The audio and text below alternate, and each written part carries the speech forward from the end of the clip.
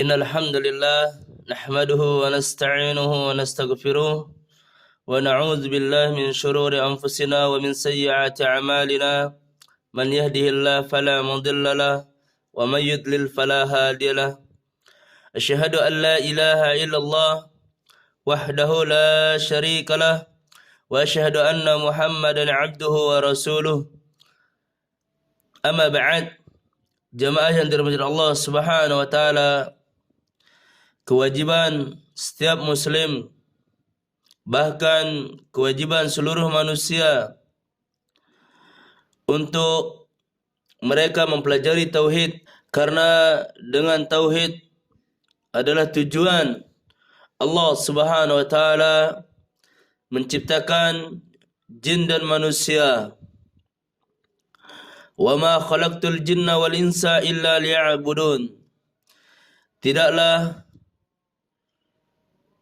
kami telah menciptakan jin dan manusia melainkan tujuan mereka untuk beribadah kepadaku.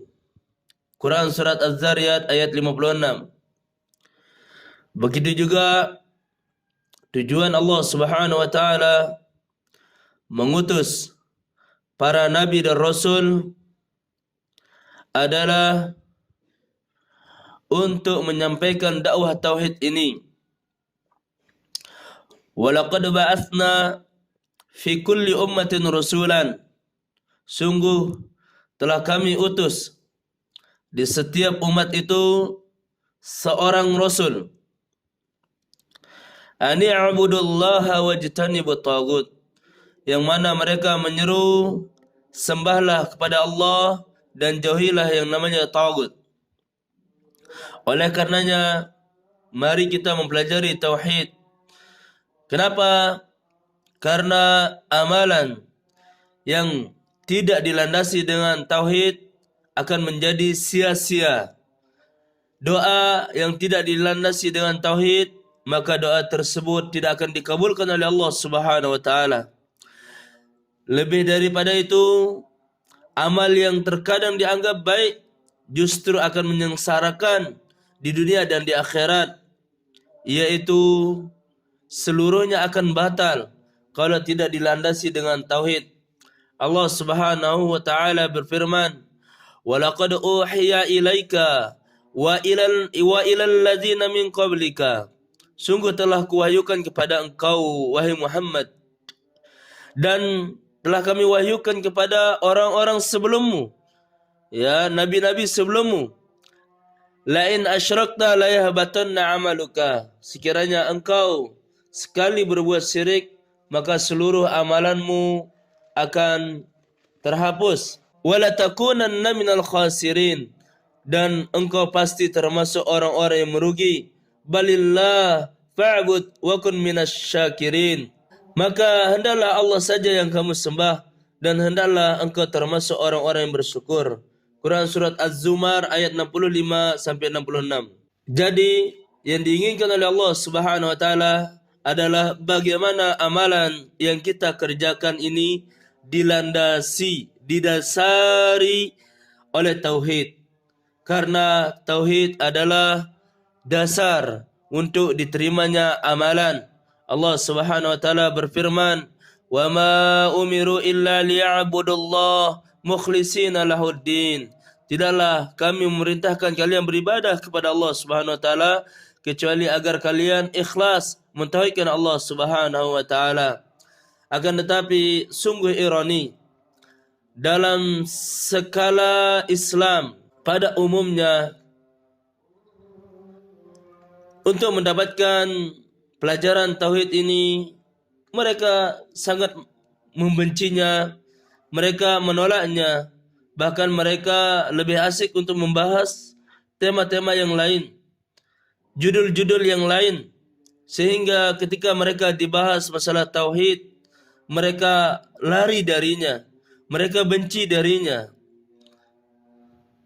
Padahal amalan tidak akan diterima ya kecuali dengan tauhid. Ketika tauhid dibahas, mereka beralasan tidak sesuai dengan tradisi. Mereka beralasan tidak sesuai dengan ajaran nenek moyang kami. Ya, mereka beralasan ini adalah sesuatu yang baru. Nah, pernyataan-pernyataan seperti ini sesuai dengan firman Allah Subhanahu wa taala yang digambarkan oleh Allah Subhanahu wa taala di dalam Al-Qur'an. Quran surat Al-Maidah ayat 104.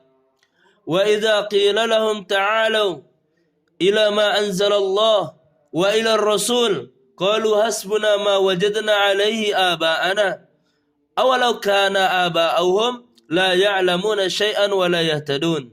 Wa idza qila lahum ta'alu, apabila dikatakan kepada mereka, Allah Subhanahu wa taala menggambarkan ya, bagaimana kalau ucapan ini dilantunkan kepada mereka, bagaimana ajakan ini didengar oleh mereka.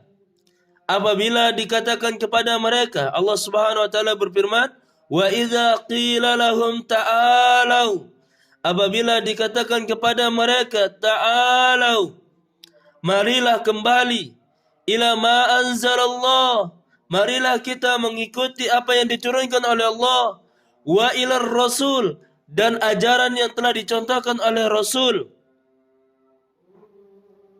Apabila mereka mendengar ucapan ini, mereka menjawab, qalu hasbuna ma wajadna alaihi aba'ana, cukuplah untuk kami apa yang kami dapati, apa yang telah ditinggalkan oleh nenek moyang kami.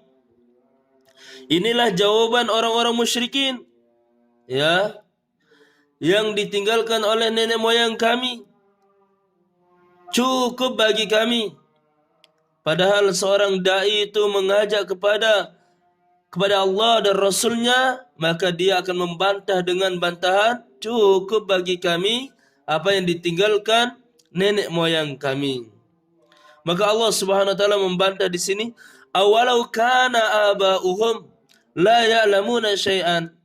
Bagaimana kalau nenek moyang kalian tidak mengetahui sesuatu, wala yahtadun, dan tidak diberi petunjuk. Nah, inilah tantangan dakwah kepada tauhid, selalu ditentang dengan jawaban, cukuplah apa yang ditinggalkan oleh nenek moyang kami. Oleh karenanya kita tidak heran, kita tidak ragu lagi bahwa dakwah tauhid adalah dakwah yang paling banyak ditentang. Dakwah tauhid adalah dakwah yang paling diperangi. Maka kita melihat sejarah para nabi dan rasul ketika mendakwai tauhid, mereka ada yang diusir, mereka ada yang dimusuhi, dicaci maki, dicerca, dihina, bahkan ada yang sampai dibunuh. Oleh karenanya, ya ayyuhad du'at, wahai para da'i ilallah, yang menyeru kepada Allah, wa ila tauhid, yang menyeru kepada tauhid, yang menyeru kepada hanya beribadah kepada Allah Subhanahu wa taala, isbiru, ya bersabarlah kalian terhadap ujian-ujian ini, karena al-ajru 'indallah, al-ajru al-'azim indallah, pahala yang sangat besar di sisi Allah Subhanahu wa taala. Semoga yang singkat ini bermanfaat untuk kita semua, dan semoga ini bernilai pahala di sisi Allah Subhanahu wa taala, dan semoga kita dikumpulkan bersama para nabi, para rasul nanti di surganya Allah Subhanahu wa taala. Amin ya rabbal alamin. Aku lihada wa astaghfirullah li wa lakum innahu huwal ghafurur rahim. Subhanakallahumma wa bihamdika asyhadu an la ilaha illa anta astaghfiruka wa atubu ilaik. Assalamualaikum warahmatullahi wabarakatuh.